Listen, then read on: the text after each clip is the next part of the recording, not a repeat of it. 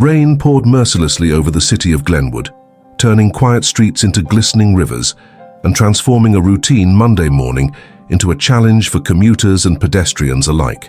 Windshield wipers fought a losing battle against the downpour as vehicles navigated cautiously through the grey veil that obscured familiar landmarks. In a world increasingly driven by schedules and metrics, by digital efficiency and automated performance reviews, the true measure of character often reveals itself not in grand gestures documented for all to see, but in small moments of choice when no recognition or reward seems likely. Sometimes our most defining actions occur when we believe no one is watching, when we think no one who matters will notice. On the corner of Elm and 5th Street, beside a rain-soaked bus stop with a broken shelter, this is how our story begins with Marcus Stevens, a 47-year-old Metro Transit driver whose 23 years behind the wheel had taught him to notice what others missed. On this rain-drenched morning, running 4 minutes behind schedule, he was about to make a decision that would change not just his future, but the culture of an entire company. Marcus Stevens, 47 years old, was a veteran driver for Glenwood Metropolitan Transit. His appearance spoke of a man who took pride in his work, despite its lack of prestige. Uniform pressed each evening and hung carefully for the morning, salt and pepper hair kept neatly trimmed, face clean-shaven even for 4:30 a.m. shifts. The name badge pinned to his blue uniform shirt was polished daily, its 23 years of service notation a quiet testament to his dedication. Only the deep lines etched around his eyes and the slight stoop to his shoulders hinted at the toll of decades spent navigating a 40-foot vehicle through congested streets while managing the unpredictable human dynamics of public transportation. 18 years ago, Marcus had been Marcus Stevens, operations manager at Riverside Manufacturing, overseeing a team of 30 and fielding regular calls from headhunters offering career advancement. His office had windows overlooking the river, his desk displayed photos of a smiling wife, and his future seemed secure in its upward trajectory. Colleagues described him as driven but fair, ambitious but ethical, qualities that marked him for executive leadership. Then came the corporate merger, the redundancy of middle management positions, and the economic downturn that transformed a temporary setback into a prolonged struggle. Job applications that once would have generated immediate interest now went unanswered. As savings dwindled and mortgage payments loomed, Marcus had set aside pride and accepted the first available position, bus driver training with Glenwood Metropolitan Transit. What had begun as a stopgap measure gradually transformed into a career. The initial sting of professional demotion faded as Marcus discovered unexpected satisfaction in providing essential service to the community. He memorized regular stops, held the bus for running late shift workers, and learned to navigate hospital routes with extra gentleness for patients returning from treatments. When his wife Teresa's cancer diagnosis came 5 years into his new career, the stable hours and solid benefits proved more valuable than any executive title could have been. Now Marcus's days started at 3:45 a.m. in the small home he'd managed to keep through financial discipline and Teresa's careful budget management during her illness. Their daughter Sophia, now in her final year of nursing school, had inherited her father's work ethic and her mother's compassion. The refrigerator held photos of Teresa, gone 7 years, but still the heart of their home, alongside Sophia's academic achievements and community service awards. The economic realities of a bus driver's salary meant careful planning. Marcus maintained a meticulous spreadsheet tracking expenses, with Sophia's education fund protected even during the leanest months. His 15-year-old sedan received maintenance from his own hands on weekends. Vacations were modest road trips rather than flights. Retirement loomed as a distant concern, with calculations suggesting he would need to work well into his 70s to maintain even his current modest standard of living. Marcus took pride in his perfect safety record and consistent on-time performance. Each quarterly review brought the same feedback. Exceeds expectations in customer service, adheres to schedules, maintains vehicle excellently.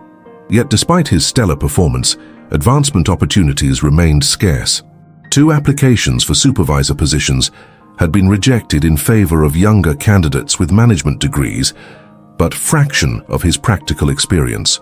Last week, the company's monthly newsletter had announced the retirement of longtime owner Harold Wagner, and the succession of his rarely seen daughter Eleanor to the position of CEO. The accompanying memo outlined a new direction and performance-based evaluation metrics that left many veteran employees uneasy about their future. Rumors of route cuts and potential outsourcing circulated through the break room, adding tension to already demanding work. This Monday morning, as Marcus completed his pre-trip inspection under the relentless rain, wiping fogged windows and checking tire pressure with practiced efficiency, his mind was occupied with more immediate concerns. The weather report warning of flash flooding on his route and the construction detour that would challenge his ability to maintain schedule. What he couldn't know as he settled into the driver's seat and adjusted his mirrors was that this ordinary rainy Monday would prove to be the most consequential day of his working life. It was precisely 8:43 a.m. when everything changed. The downpour had intensified, raindrops hammering against the bus windshield with percussion-like intensity. Marcus navigated Route 17 with the careful precision of someone who understood that 40,000 pounds of moving metal demanded respect regardless of schedule pressures. The bus was 3/4 full, morning commuters in various states of dampness, most staring at phones or gazing absently through rain-streaked windows. As Marcus approached the intersection of Elm and 5th Street, he noted with concern that the bus shelter was partially collapsed, likely damaged by the previous night's wind. An elderly woman stood beside it, seemingly caught between the broken shelter and the flooded curb, clutching a worn umbrella that had clearly surrendered to the elements. She wore a beige raincoat several decades out of fashion, sensible shoes now soaked by encroaching puddles, and a floral scarf tied under her chin in a style rarely seen on Glenwood streets anymore. The scheduled stop was directly beside her, but Marcus immediately assessed the problem. The flooding at the curb created a moat-like barrier between the woman and the bus door. Even if she managed to step through the water, the height of the first step would present a significant challenge for someone of her age. Marcus checked his watch, already 4 minutes behind schedule due to weather conditions. Company policy was clear about maintaining timeframes whenever safely possible. The morning supervisor, Davis, was particularly rigid about adherence to schedules and had recently issued written warnings to drivers who recorded unnecessary delays. The woman hadn't seen the bus yet, her attention focused on navigating the growing puddle without soaking her feet further. Marcus could simply continue. She wasn't actively signaling for the bus, and the poor visibility provided plausible deniability. No one would question him passing a stop where no passenger appeared to be waiting, especially in these conditions. But something in her isolated vulnerability struck a chord. Marcus thought of his late mother, of Teresa in her final months, of all the people for whom simple daily tasks became monumental challenges, while the world rushed past, preoccupied with schedules and screens. Without further hesitation, Marcus pulled the bus to a complete stop, engaged the brake and activated the hazard lights. "One moment, folks," he announced over the intercom. "Slight delay at this stop." A few passengers looked up with mild annoyance, but most remained absorbed in their devices. Marcus grabbed his company-issued raincoat, opened the hydraulic doors, and stepped out into the downpour. "Ma'am," he called, approaching her carefully to avoid startling her. "Are you waiting for the bus?" The woman turned, revealing a face lined with years but animated by alert, intelligent eyes. "Oh, yes, I am, though I wasn't sure if it would stop in this dreadful weather." "Route 17 stops rain or shine," Marcus assured her, moving to her side and extending his arm. "May I help you across this puddle? The first step up is quite high." She studied him for a moment, something unreadable flickering in her expression before she nodded. "That's very kind of you, young man." Marcus almost smiled at being called young man at 47, but the sincerity in her voice touched him. With gentle care, he guided her around the deepest part of the puddle, sheltering her with his larger umbrella and supporting her elbow with firm but gentle pressure. At the bus doors, he helped her navigate the high first step, then ensured she was seated comfortably before returning to the driver's seat. The entire interaction had taken less than 2 minutes, but Marcus was now officially 6 minutes behind schedule. "Sorry for the brief delay," he announced as he signaled and pulled back into traffic. "Thank you for your patience." Throughout the next several stops, Marcus kept an eye on the elderly woman through his rearview mirror. Unlike many passengers absorbed in phones or music, she sat with poised attention, observing the interior of the bus and its occupants with quiet interest. Occasionally, she made notes in a small notebook, unusual behavior that piqued Marcus's curiosity, but he had a route to run and schedule to maintain. When the bus reached the Glenwood Central Exchange, most passengers disembarked for transfers or their downtown destinations. The elderly woman remained seated as Marcus announced the major connection options and transfer platforms. Only after the last passenger had exited did she rise and make her way carefully to the front of the bus. "Could you tell me, please," she asked, "how long you've been driving for Glenwood Metropolitan Transit?" The question surprised Marcus, but he answered politely, 23 years, ma'am." She nodded thoughtfully. "And your name is?" "Marcus Stevens," he replied, gesturing to his name badge. "Thank you, Mr. Stevens," she said with a smile that somehow transformed her entire demeanor. "For everything." With that cryptic remark, she descended the steps with surprising agility and disappeared into the crowd at the transit center. Marcus watched her go with mild curiosity before checking his schedule. 7 minutes behind now, with a 10-minute window at the exchange that would be shortened to just 3. No time to ponder unusual passengers when there was a timetable to maintain. He couldn't know that the encounter, seemingly mundane and already fading from memory as he focused on the route ahead, would resurface in unexpected ways before the day was through. The remainder of Marcus's shift progressed without notable incident, the morning's rain gradually giving way to watery sunshine that transformed Glenwood streets from reflective pools to steaming asphalt. By the time he pulled into the Metro Transit Depot at 4:15 p.m., the weather-related delays had been mostly absorbed through shortened layovers, and his final arrival was only 3 minutes behind schedule. As Marcus completed his end-of-shift procedures, trash collection, lost and found check, basic interior inspection, his mind was already shifting to evening plans. Sophia was coming for dinner, bringing study materials for her upcoming nursing certification exam. He needed to stop by the grocery store for ingredients to make her favorite pasta dish, Teresa's old recipe that had become their tradition for celebration or encouragement. "Stevens!" The sharp call from across the depot pulled Marcus from his thoughts. Kevin Davis, morning operations supervisor, was striding toward the bus, clipboard in hand and characteristic frown deepening the perpetual crease between his eyebrows. "Good afternoon, Kevin," Marcus greeted him, mentally reviewing his day for potential issues. Had a passenger complained?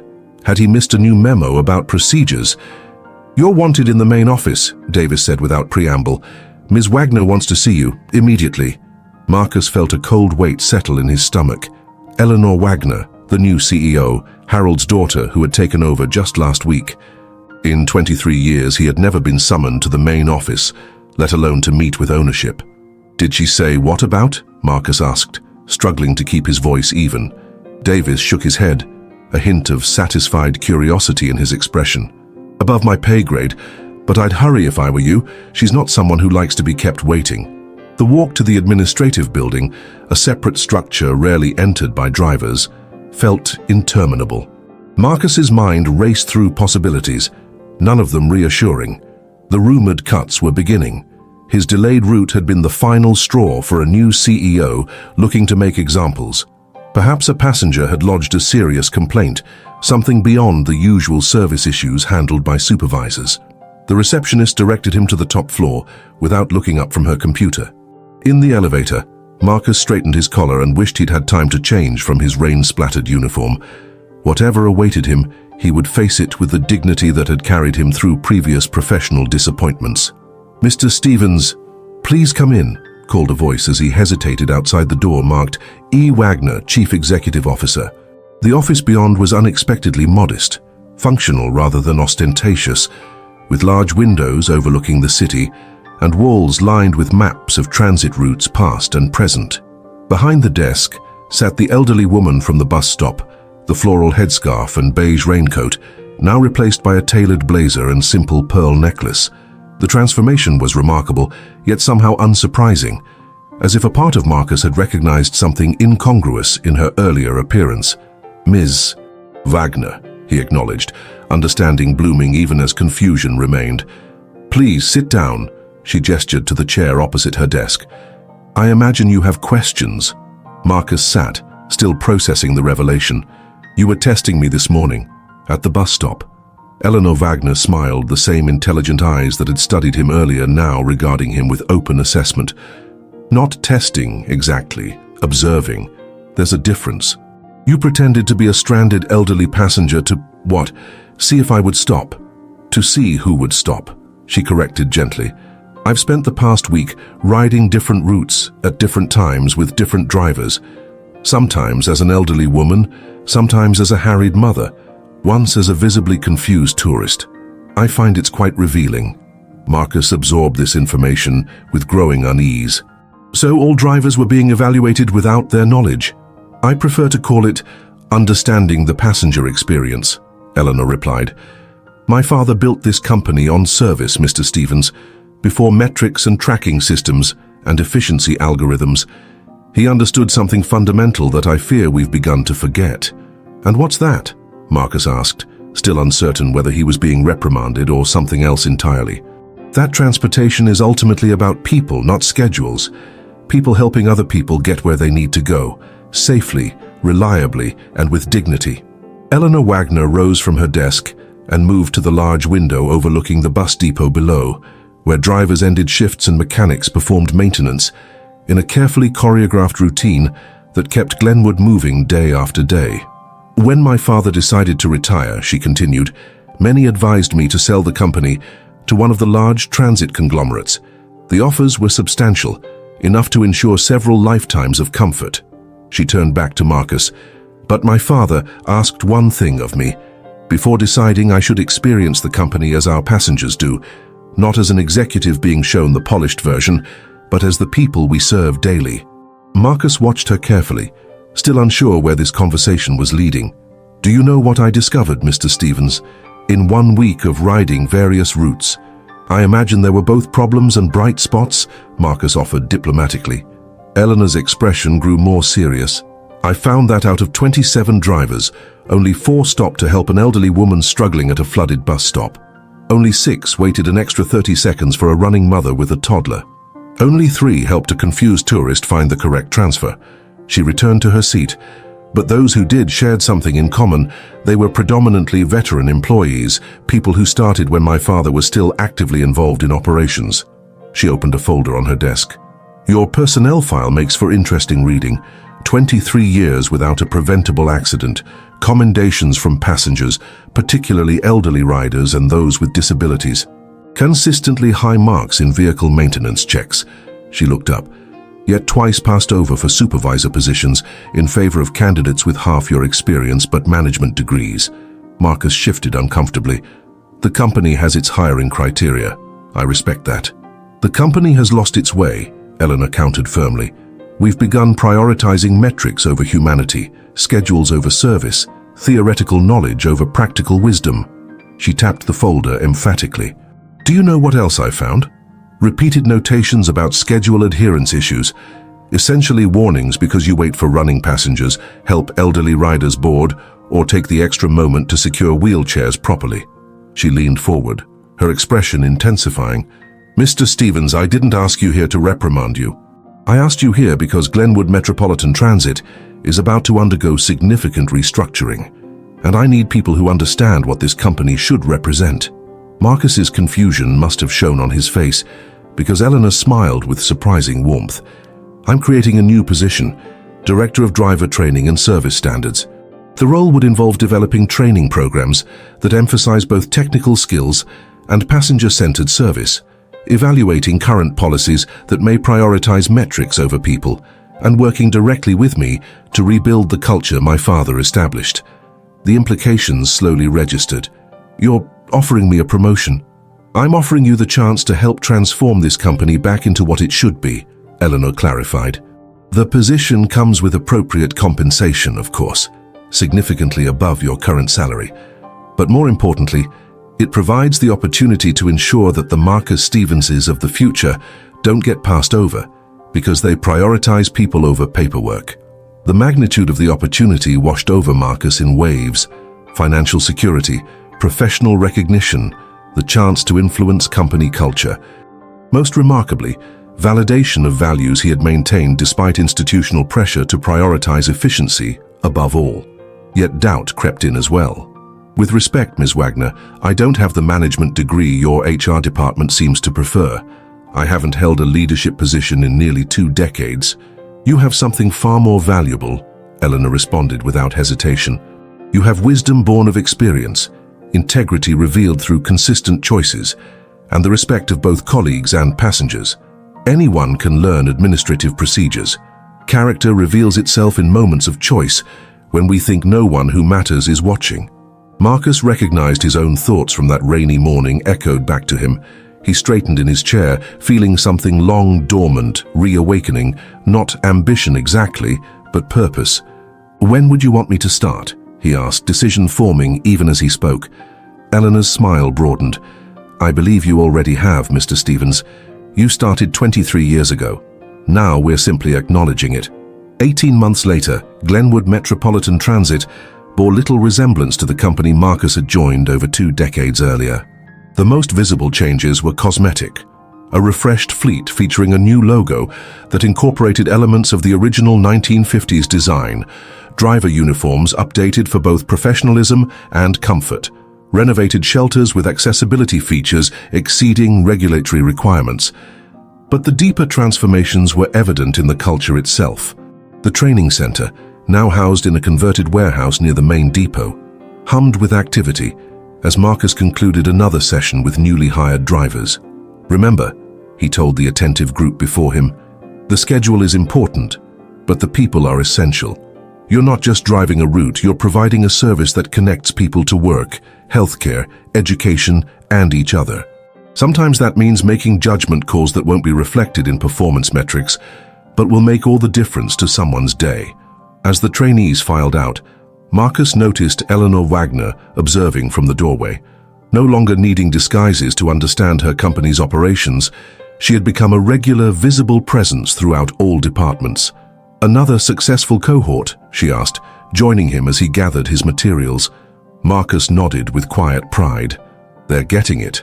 The balance between efficiency and humanity. The importance of both technical skill and interpersonal awareness. The quarterly numbers support your approach, Eleanor replied. Passenger satisfaction up 17%. Employee retention improved by 23%. And most surprisingly to our industry colleagues, on-time performance actually improved by 4% despite the focus on service over speed. Turns out treating people well creates efficiencies in unexpected ways, Marcus observed. Fewer complaints to manage, less turnover to address, more passenger cooperation. Together, they walked through the facility where, under Marcus's guidance, classroom instruction now balanced technical training with real-world scenarios emphasizing empathy and judgment. A simulator room allowed drivers to practice handling difficult situations before encountering them on actual routes. A dedicated section featured accessibility equipment and training with individuals with various disabilities as consultants rather than abstract compliance requirements. The Industry Association wants you to present at their annual conference, Eleanor mentioned as they exited the building. Something about reconciling humanity and efficiency in public transit.